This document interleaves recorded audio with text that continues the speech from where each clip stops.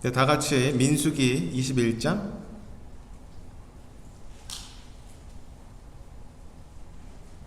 민수기 21장 4절부터 9절까지 민수기 21장 4절부터 9절까지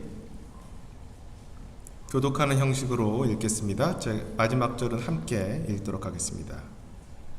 그들이 호르산에서 이동하여 홍해 길로 에돔 땅을 돌아가려 하였으나 그 길로 인해 백성의 혼이 심히 낙담하여 백성이 하나님과 모세를 대적하며 말하되 어찌하여 당신들이 우리를 이집트에서 데리고 올라와 광야에서 죽게 하느냐? 거기에는 빵도 없고 물도 없도다. 우리 혼이 이 푸석푸석한 빵을 싫어하노라 하매 주께서 불뱀들을 백성 가운데로 보내어 백성을 물게 하심으로 이스라엘의 많은 사람이 죽으니라. 그러므로 백성이 모세에게 나와 이르되 우리가 주와 당신을 대적하여 말함으로 죄를 지었사오니 주께 기도하여 그분께서 이 뱀들을 우리에게서 제거하게 하소서 하매 모세가 백성을 위하여 기도하니 주께서 모세에게 이르시되 너를 위해 불뱀을 만들어 장대 위에 달라 물린 자마다 그것을 쳐다보면 살리라 하시니라. 모세가 놋뱀을 만들어 장대 위에 다니 뱀이 어떤 사람을 물었을 때 그가 그 놋뱀을 쳐다보면 살더라. 아멘. 오늘은 이 말씀으로 죄의 용서의 원리라는 제목으로 말씀을 전하도록 하겠습니다. 성경은 참으로 놀라움으로 가득 차 있습니다. 성경을 알면 알수록 우리는 성경이 결코 사람이 지었을 수 없다라는 것을 읽을수록 알게 됩니다. 저도 정말 성경의 극히 작은 일부의 지식을 갖고 있음에도 놀랄 때가 참으로 많습니다. 40명이 넘는 신약, 구약 성경 기록자들이 대략 1600년의 기간을 두고 기록한 이 66권의 문서들이 한 권으로 모아져서 정경화되어서 지금까지 이렇게 이어져 온 것 자체가 사실 놀라운 사실입니다. 그들 40여 명의 기록자들은 사실 그들 사이에 인간적인 연결고리가 거의 없습니다. 대부분. 물론 있는 사람들도 있지만요. 그렇지만 그렇게 기록된 책들을 읽어보면 서로서로 연결되어 있고 서로서로 인용되어 있고 서로서로 그 기록들을 보충해주고 있습니다. 한번 그림을 보여주시겠어요?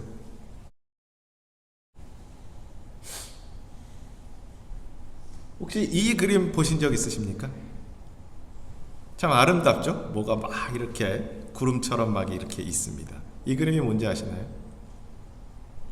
이 그림은 성경 각 구절들이 서로서로 어떻게 인용되고 있고 서로 연결되어 있는지 컴퓨터로 뽑아내서 만들어진 그림입니다. 이것을 자세하게 들여다보면 선이 말도 안 되게 촘촘하게 서로들 이렇게 연결되어 있습니다. 컴퓨터가 있지도 않았던 그 시기에 각각의 성경들이 서로를 인용하고 있는 모습입니다. 인터넷 보면 하이퍼링크라고 있죠. 이렇게 탁 누르면 그 페이지로 이렇게 가잖아요. 그런 것처럼 성경은 그렇게 각각이 하이퍼링크로 연결되어 있습니다. 놀랍지 않나요? 이 그래프만 보아도 성경이 사람이 지은 것이 아니고 하나님께서 실제로 저자이시다 라는 것을 볼 수 있습니다. 그러기에 그 안에 모순이 있지 않습니다. 그래서 그 안에서 흔들리지 않는 원리와 교리를 우리가 뽑아낼 수 있는 것입니다. 네, 꺼주셔도 되고요.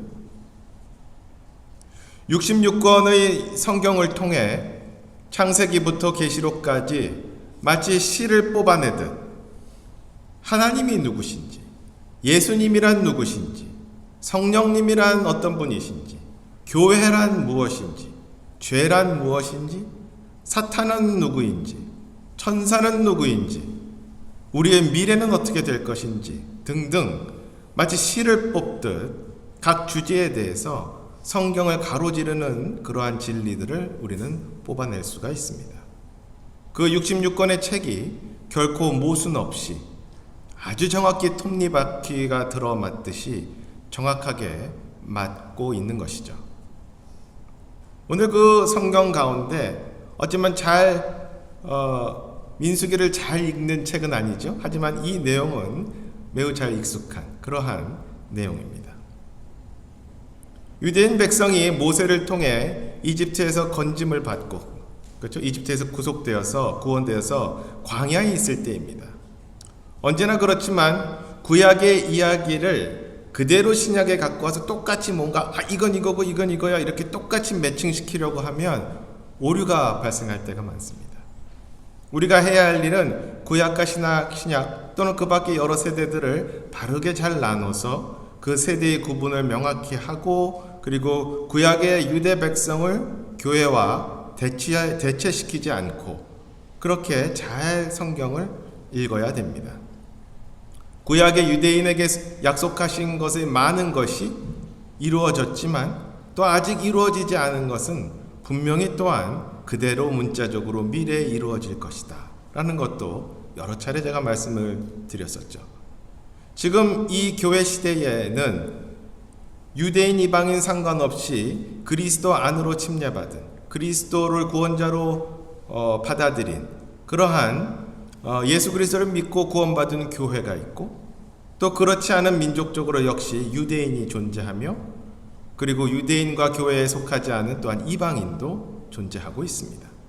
고린도전서 10장을 보면 그래서 그런즉 너희가 먹든지 마시든지 무엇을 하든지 모든 일을 하나님의 영광을 위하여 하라고 말씀하신 뒤에 유대인들에게나 이방인들에게나 하나님의 교회에게나 어떤 실족거리도 주지 말되 라고 말씀하시며, 유대인과 이방인과 하나님의 교회에 대해서 이렇게 구분해서 말씀하신 것을 우리는 볼 수 있습니다. 그러나 또 한편으로 중요한 것은 앞서 보신 그래프처럼 성경은 또한 짝이 있고 또한 연결되어 있습니다. 그 안에서 우리는 하나님의 원칙을 구약과 신약을 가로질러 또한 찾아볼 수 있고, 구약과 신약 세대에 상관없이 관통하는 하나님의 원리와 원칙들을 또한 발견할 수도 있습니다. 놀랍죠, 참. 하나님의 말씀은 읽을수록 놀랍습니다. 그래서 성경을 읽으면 하나님의 원리를 찾을 수 있고, 또한 그것을 우리의 삶과 오늘날에 또한 적용시킬 수 있는 것이죠. 오늘은 특히 죄에 대해서 다루시는 하나님의 은혜라는 그 원리를 같이 찾아보기를 원합니다. 오늘 말씀에서 5절을 보면 히브리 백성들의 불평이 나옵니다. 주님의 끊임없는 공급에도 하나님에 대한 불평, 불만족 등은 사실 불법적인 것이죠. 죄의 것입니다. 5절에 이렇게 얘기하고 있습니다. 백성이 하나님과 모세를 대적하며 말하되 어찌하여 당신들이 우리를 이집트에서 데리고 올라와 광야에서 죽게 하느냐? 거기에는 빵도 없고 물도 없도다. 우리 혼이 이 푸석푸석한 빵을 싫어하노라 하며, 하나님께서 우리에게 원하시는 길이 있고 그 이스라엘 백성에게 원하시는 길이 있었고, 그것은 올바른 길이었고, 그것은 관역과 같은 것입니다. 하나님이 원하시는 그 방향. 그런데 우리는 그것에서 벗어나 우리가 원하는 길로 가기를 원합니다. 마치 이사야서 53장 6절에 우리는 다 양 같아서 길을 잃고 각각 자기 길로 갔거늘 이렇게 말씀하고 있는 것이죠. 오늘 본문의 유대 백성은 하나님께서 그들에게 원하시는 일이 있었고, 그리고 하나님께서 그들에게 주신 그 공급이 있었는데 그에 대해 불만을 하는 그 이스라엘 백성들을 보게 됩니다. 이런 불만은 죄인의 마음에서 나오는 것이죠. 그들의 하나님의 길과 공급에 대한 불평은 사실 죄였습니다.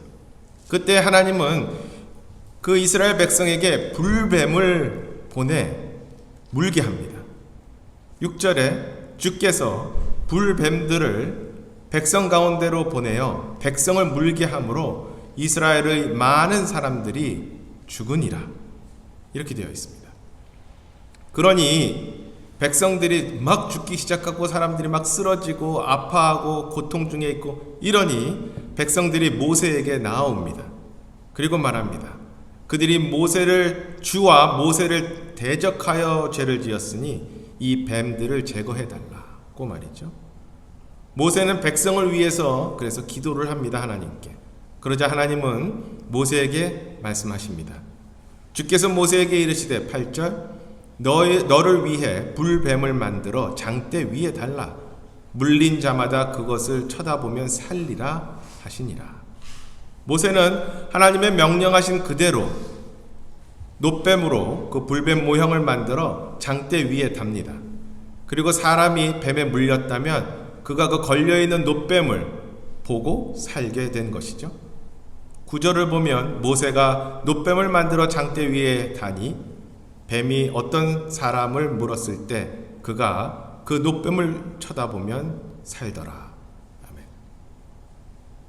참으로 하나님의 치유 방법은 우리의 생각과 이해를 뛰어넘습니다. 그렇죠? 약을 주거나 저 같으면 저 옆에 바위 밑을 봐라. 그러면 내가 해독약을 줄 것이다. 뭐 이렇게 한다든지 그럴 것 같은데 약을 주거나 독을 빼거나 뭐 이렇게 해야 할 것 같은데 놋뱀을 장대 위에 달게 해서 그것을 보면 낫게 했다. 참 성경에 쓰여 있지 않았다면 말도 되지 않는 그런 동화 같은 이야기라고 생각했을 것입니다. 오늘의 이 이야기는 상당히 많이 인용되고 또한 많은 목회자에 의해 설교되었지만 오늘 읽은 것 같이 그렇게 긴 장으로 이루어진 말씀은 아니고 참으로 몇 구절에 기록된 짧은 내용입니다. 그러나 매우 중요한 내용이었죠. 이 사건은 광야 생활의 거의 막바지 부분에 일어났던 일로 보입니다. 근데 이 실제 일어난 사건을 통해 하나님께서는 또한 한 1500년 뒤에 일어날 일들을 분명히 이 사건을 통해 말씀해 주고 계시고 주후 2000년이 지난 오늘날의 시점에서 보면 죄를 향한 그리고 그 불법을 지은 인간에 대한 하나님의 원리를 이렇게 관통해서 살펴볼 수 있게 되는 것이죠. 이 연관이 아까 그래프 보면 그 안에 이렇게 줄이 이렇게 하나가 그어져 있겠죠. 뱀은 성경 전반을 거쳐서 사탄과 연관이 있습니다. 다 아시다시피 창세기에도 그랬고 계시록 12장 9절을 보면 그 큰 용, 즉 저 옛뱀 곧 마귀라고도 하고 사탄이라고도 하며 온 세상을 속이는 자가 내쫓기더라 라고 기록되어 있습니다. 창세기에 인간에게 죄를 짓게 했었던 그 옛뱀 사탄, 그 사탄으로 상징되는 뱀, 그리고 오늘 읽은 본문에서 그 불뱀이 백성을 물었던 것이죠. 그리고 많은 사람들이 죽습니다. 뱀에게 물린 것은 그렇게 치명적이었던 것이죠. 6절을 다시 보면 주께서 불뱀들을 백성 가운데로 보내어 백성을 물게 하심으로 라고 쓰여 있습니다. 주께서 불뱀을 보내셨고 물게 하셨다, 허락하신 것이죠. 이는 분명 하나님께서 백성들이 물리도록 허락하신 것입니다. 뱀이 백성을 물기 전에 있었던 것은 백성들의 죄였습니다. 백성들의 불법. 하나님의 인도를 받아들이지 않고 그들 뜻대로 하려 했고 하나님께서 공급하신 만나에 대해서 또한 불만이 가득했었던 것을 보게 되죠. 이는 마치 지금 시점에서 볼 때 생명의 빵 되시는 예수 그리스도를 받아들이지 않고 그분의 공급을 받아들이지 않고 주님의 인도를 받아들이지 않는 그러한 인간을 또한 떠올리게 합니다. 그때 주님은 불뱀이 무는 것을 허락하셨습니다. 죄인인 인간에 대해 로마서도 역시 이렇게 말씀하고 있었던 것이죠. 6장 23절에 죄의 삭은 사망이다. 그렇죠? 죄의 대가, 죄에 대한 결과는 죽음입니다. 사망. 에베소서 2장 1절에 보면 그분께서 범법과 죄들 가운데서 죽었던 너희를 살리셨도다 라고 말씀하십니다. 범법과 죄들 가운데서 죽었던, 우리는 죄와 함께 있었던 그 대가는 죽음이라는 것이죠.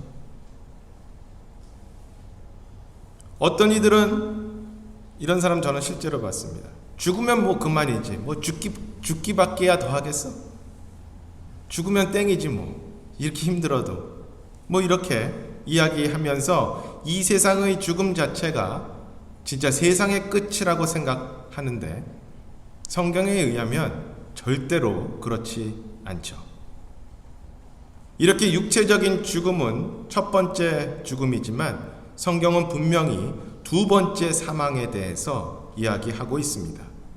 계시록 21장 8절에 그러나 두려워하는 자들과 믿지 않는 자들과 가증한 자들과 살인자들과 음행을 일삼는 자들과 마법사들과 우상 숭배자들과 모든 거짓말장이들은 불과 유황으로 타는 호수에서 자기 몫을 받으리니 이것은 둘째 사망이니라 고 말씀하십니다. 죄에 대한 대가는 영원한 고통의, 그것도 우리가 육체로 느끼는 그대로의 어쩌면 더한 고통을 갖는데 그것도 영원히 갖게 되는 고통이다 라고 이야기하는 것이죠. 이것은 영원히 하나님과 떨어져 있을 것이다, 영원히 라는 것과 같은 얘기입니다. 또한 우리는 하나님의 공급 없이는 사실 한순간도 살 수 없습니다. 그것을 단지 우리가 잘 못 느끼고 사는 것이죠. 그러나 둘째 사망 때에는 이 땅에서 구원을 받지 않은 사람들에게 지금은 허락하신 여러 가지 우리가 지금 같이 있는 많은 공급과 허락하셨던 것들조차도 완전히 끊어지고 하나님의 공급은 전혀 없는 떨어진 그러한 상황을 영원토록 겪게 될 것이라는 것이죠. 끔찍한 일입니다. 이 죄에 대해서, 그런데 우리가 해야 될 가장 첫 번째 것 중 하나는 죄에 대한 인정입니다. 7절에 보면 그러므로 백성이 모세에게 나와 이르되 우리가 주와 당신을 대적하여 말함으로 죄를 지었사오니 하고 나옵니다. 그들의 불법을 스스로 인정하고 나온 것이죠. 그들은 분명히 이야기합니다. 실제로 삶에서 대적을 한 것은 생활에서 모세가 시킨 것을 대적했기에 모세를 대적한 것으로 이야기하지만 그것보다도 모든 불법은 하나님께 죄를 짓는 것이라는 것을 인정합니다. 우리는 모든 죄는 그래서 궁극적으로 하나님께 대한 죄이다 라는 것을 기억해야 합니다. 그런데 죄를 지은 후에 죄에 대한 인정을 하며 그렇게 주께 주를 부르며 돌아온다면 하나님께서는 치료 방법을 제시해 주십니다. 하나님께서는 그렇게 죄인이 죄를 인정하여 주님께 나아오기를 그렇게도 기다리십니다. 베드로후서 3장 9절에 주께서는 자신의 약속에 대해 어떤 사람들이 더디다고 생각하는 것 같이 더디지 아니하시며 오직 우리를 향하여 오래 참으사 아무도 멸망하지 아니하고 모두 회개에 이르기를 원하시느니라. 아멘. 이렇게 말씀하십니다. 죄가 있고 죄에 대한 대가가 우리에게 놓여졌을 때 주님은 우리가 거기에 죄 가운데 머물러 있지를 원치 않으시고 우리가 죄를 인정하며 하나님께 나아오기를 기다리고 계신다라는 것이죠. 그때 주님은 주님만의 방법으로 우리를 치유하시기를, 그렇게 해서 그 죄에서 건져내시기를 원하십니다. 그 죄의 대가인 사망에서 궁극적으로 건지시기를 원하십니다. 앞서 말씀드린 대로 모세는 하나님께서 알려주신 그대로 행합니다. 나무에 노수로 만든 뱀을 달아 맨 것이고 사람들이 그것을 보게 한 것이죠. 우리는 쉽게 이 모습을 십자가에 이렇게 달린 예수님과 연결시킬 수 있습니다. 그렇죠?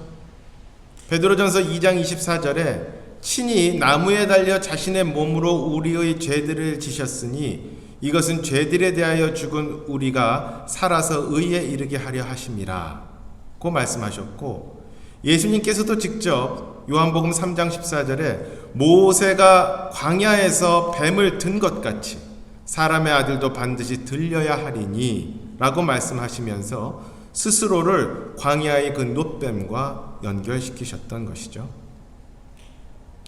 근데 저는 참 이상하게 이해 안 되는 부분이 있었습니다. 뱀은 분명 사탄의 모형으로 생각되고 앞서 말씀드린 대로 사탄을 상징하는데, 그 뱀의 형상을 예수님의 모습으로 연결시키는 것이 저는 옛날부터 참 뭔가 좀 못마땅했습니다. 이해가 되지 않았던 것이죠. 왜냐하면 예수 그리스도는 그런 분이 아닌데 왜 뱀의 형상이었을까? 예수 그리스도 안에서는 죄를 찾을 수 없는 분이기 때문에 그런데요. 요한 1서 3장 5절을 보면 그분께서 우리의 죄들을 제거하시려고 나타나신 것을 너희가 알거니와 그분 안에는 죄가 없느니라. 그렇죠? 저는 예수님께서 왜 굳이 뱀의 형상을 자신의 모습으로 이야기하셨는지 참 궁금했습니다. 여러분은 어떠십니까? 놋뱀 자체는 사실 이 땅에 오셨던 예수 그리스도의 삶을 나타내는 그 모형이 아닙니다. 아니에요. 그 놋뱀의 모습은 십자가 위에 달린 예수 그리스도를 나타낸 모습입니다. 그럼 그 두 가지가 무엇이 다른가? 놋뱀은 그 안에 독을 갖고 있지 않습니다. 놋뱀이니까. 그러나 그 모습은 뱀의 모습입니다. 우리 주 예수님은 그 안에 죄가 없으십니다. 독이 없으세요. 그러나 예수님은 십자가 위에서 우리의 죄를 그분이 우리 죄를 대신 지셨고 우리의 모든 죄가 그분 위에 얹혀진 상태였습니다. 그리고 그 모습으로 십자가에 달리신 것이죠. 우리를 위해서 죄가 온 세상의 인류의 모든 죄가 그분 위에 얹혀졌기에 하나님께서는 그분의 독생자 예수님으로부터 얼굴을 돌리셨어야만 됐습니다. 이것은 주여 주여 어찌하여 나를 버리셨나이까 라는 예수님의 처절한 외침에서 하나님께서 예수 그리스도로부터 얼굴을 돌리셨음을 우리는 볼 수 있는 것이죠. 영원토록 단 한 번도 하나님과 그 풍성한 교제가 끊어져 본 적이 없었던 예수 그리스도는 십자가 위에서 우리를 위하여 죄가 되셨을 때 그 교제가 끊어졌어야만 했고 그 고통은 우리가 상상할 수 없는 고통이었을 것이다 라고 우리는 생각을 합니다. 예수님은 진정 죄인인 우리를 위하여 그 안에 독이 없지만 모습은 모든 죄가 얹혀졌기에 마치 뱀과 같은 형상으로 죄의 덩어리로서 십자가 위에 달리셨던 것입니다. 그러기에 고린도후서 5장 21절에 분명히 이렇게 얘기하십니다. 하나님께서 죄를 알지 못한 그분을, 안에는 독이 없는 그분을 우리를 위하여 죄가 되게 하신 것은 우리가 그분 안에서 하나님의 의가 되게 하려 하심이라. 죄가 되게 하셨다라고 말씀하십니다. 예수님 안에는 죄가 없으나 예수님 위로 우리의 모든 죄가 다 얹혀진 모습이니 겉모습은 마치 죄의 근본인 뱀의 모습일 수밖에 없었던 것이죠. 그러나 그분 안에는 독은 없습니다. 하나님의 치료 방법은 앞서 말했듯 그렇게 독특했습니다. 치료 방법이 뭐 그래 하고 말하는 사람이 있었을지도 모릅니다. 그러나 그 치료 방법을 만들고 그것을 스스로 만족하는 방법으로 정하실 수 있는 분도 하나님이십니다. 모세도 제사장도 그 누구도 그 누가 만든 그 어떤 방법도 하나님의 죄에 대한 진노를 가라앉힐 수 없고 그 죄를 씻을 수 없는 것이죠. 오직 하나의 방법만을 하나님께서는 만드셨던 것입니다. 모세 역시 그 당시에 여러 개의 놋뱀을 그래서 만들지 않았습니다. 여러 개를 만들고 저는 그 많은 수백만의 그 이스라엘 민족을 여러 개를 만들고 각 구역마다 놓으면 참 빠르고 쉽게 할 수 있을 것 같은데 그러지 않았습니다. 오직 하나의 놋뱀을 만들어 장대 위에 달았던 것이죠. 예수님도 그러하십니다. 우리의 죄를 씻기 위해서 하나님은 그 어떤 다른 희생물도 다른 방법도 만들지 않으셨죠. 이제 오직 예수 그리스도만을 통해 우리의 죄를 씻을 수 있고 우리가 건짐을 받고 거듭날 수 있게 되는 것이고 하나님께서는 그 오직 한 방법만을 인정하셨던 것입니다. 피조물인 우리가 그것에 대해서 항의할 수 없습니다. 하나님의 방법을 부정하면 하나님께서 정하신 영원한 사망에서 건짐을 받을 수 없는 것입니다. 사람들이 낫기 위해서 유대인들, 그 이스라엘 민족이 했었던 것은 사실 너무도 간단했습니다. 그 장대 위의 놋뱀을 바라보기만 하고 그 대가는 사는 것이었습니다. 놀랍도록 간단하지 않습니까? 보는 것은 공짜입니다.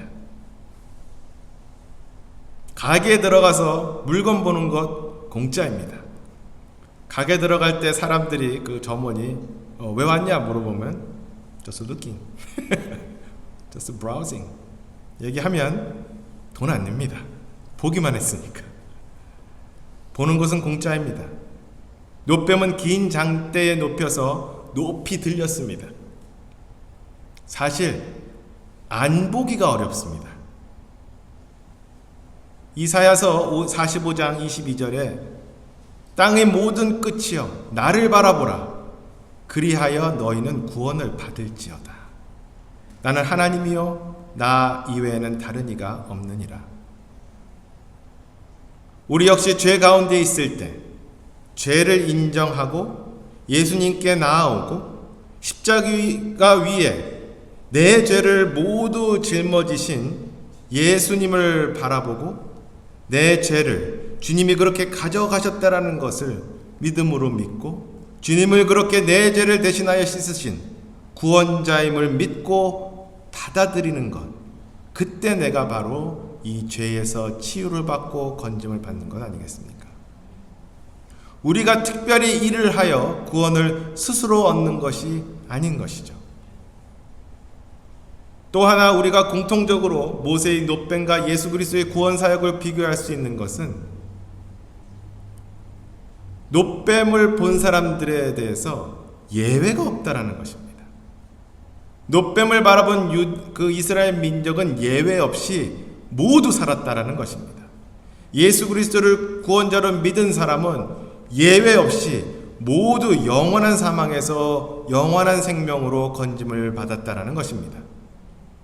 깊게 물리던 얕게 물리던 독이 많이 퍼졌던 방금 물려서 아주 방금 물렸던 나이가 많건 나이가 적건 상관없이 그렇게 모두 건짐을 받았다라는 것이죠.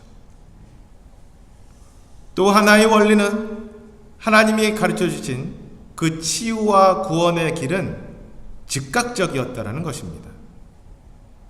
놋뱀을 본 즉시 그들은 살았습니다. 조금씩 점진적으로 치유되는 것이 아니었고 그 치유는 바라본 즉시 즉각적으로 치유됐습니다. 그리고 그 치유는 부분적인 것이 아니고 완전한 치유였습니다. 하나님께서 죄에 대해서 예수님이라는 유일한 길을 만드셨을 때 예수 그리스도를 믿고 거듭나는 것은 그렇게 믿었을 때 즉각적으로 거듭나는 것입니다. 다른 종교나 심지어 어떤 교회에서 말하듯 구하는 점차 교회를 열심히 다니다 보면 언젠가는 천천히 받게 되겠지 라는 것이 아닙니다. 예수 그리스도를 믿고 그분을 구원자로 받아들일 그때에 우리는 즉각적으로 죄의 씻김과 더불어 영원한 사망에서 건짐을 받고 거듭나는 것입니다. 물론 구원받은 후에 성장은 점진적으로 계속해서 가는 것이죠. 또 다른 공통점이 있습니다. 원리가 있습니다.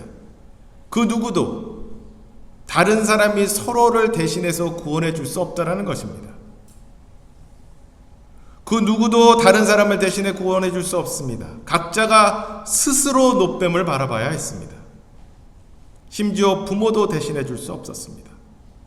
대신해 주고 싶어도 할 수 없습니다. 아무리 고개를 돌려도 눈동자를 저기로 두면 안 됩니다. 노뱀을 스스로 바라봐야 했었던 것이죠. 우리의 구원도 마찬가지입니다. 그 누구도 나의 구원을 대신해 줄 수 없습니다. 내가 스스로 내가 믿어야 합니다. 그러기에 모태신앙도 없습니다. 물론 그리스도인 가정에서 자라면 구원받을 확률이 월등히 높겠지만 그래도 구원을 위해서는 각자가 자기 죄를 인정하고 각자가 회개하여 죄인으로서 주님께 나아가고 각자가 자신의 모든 죄가 십자가 위에 예수 그리스도 위에 올려졌음을 봐야 하고 각자가 죄인인 내가 그렇게 주님과 함께 죽고 주님과 함께 살아났다라는 것을, 그래서 예수 그리스도를 구원자로 받아들여야 하는 것을, 그것을 믿어야 합니다. 우리가 그렇게 아무리 사랑하는 사람을 위해서라도 대신할 수 없는 구원입니다. 그렇지만 우리가 해야 할 일은 사람들을 독려하여 예수 그리스도를 바라보게 해야 한다라는 것이죠. 마치 침례자 요한이 사람들에게 선포한 것처럼 말입니다. 다음날 요한이 예수님께서 자기에게 오시는 것을 보고 이르되 세상 죄를 제거하시는 하나님의 어린 양을 보라. 오늘 말씀을 통해 우리는 하나님의 죄인을 향한 법칙을 여러 가지 알 수 있었습니다. 인간은 불법 아래에 있는 죄인이고 죄의 본성을 갖고 있는 인간은 아주 자연스럽게 죄를 짓는다라는 것이고, 만약 자신이 죄인임을 인지한다면 죄를 회개하며 주님께 나와야 한다라는 것이고, 그 이유는 우리가 스스로 죄를 없앨 수 없기 때문이죠. 하나님께서는 죄를 향한 그분의 진노, 그리고 죄 가운데서 영원한 사망 아래에 있는 인간들에 대해서 하나님 스스로 만족하실 수 있는 방법을 유일하게 그렇게 인간에게 제시하시는 것입니다. 사망의 권세 아래에 있는 죄인의 구원을 위해서 유일하게 만드신 길은 바로 예수 그리스도를 십자가 위에서 우리 죄를 담당케 하시고 자신의 죄를 용서하신 예수 그리스도를 개인의 구세주로 받아들여 건짐을 받는 것입니다. 거듭나는 것입니다. 거기에는 그 어떠한 행위도 필요치 않습니다. 우리가 해야 하는 것은 죄에서 나를 돌이켜 회개하여 십자가 위에 있는 예수 그리스도를 바라봐야 하는 것이죠. 마치 장대 위의 노뱀을 바라보는 것처럼 말입니다. 만약 어떤 판사가 징역 3년을 선고하였으면 징역 3년을 살아야 그 해당 범죄에 대한 대가를 치르는 것 아니겠습니까? 그 누구도 죄인 스스로 3년은 좀 길고 놀이터에 가갖고 놀이기구 안 타고 한 3시간 버티면 되지 않겠습니까? 그 정도면 되겠죠. 하고 스스로 그것을 행한다고 해서 그 죄의 대가를 치를 수 없지 않습니까?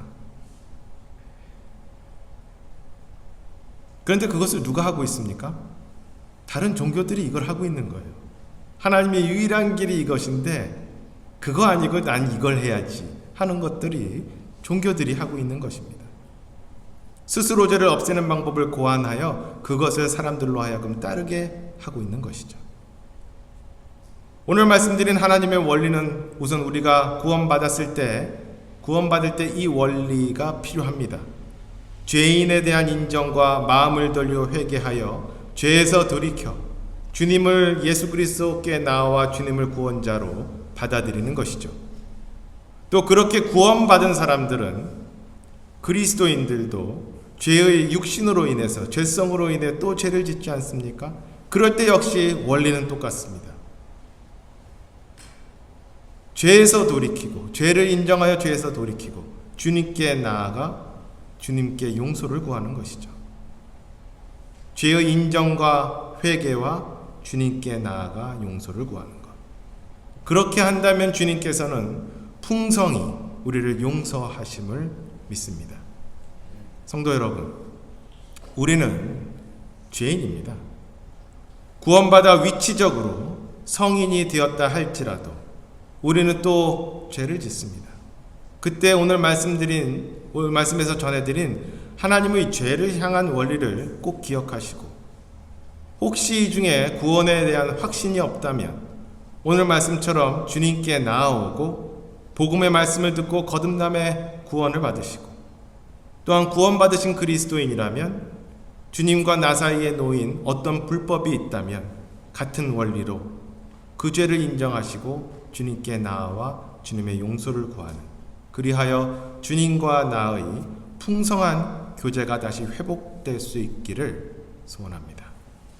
기도하겠습니다.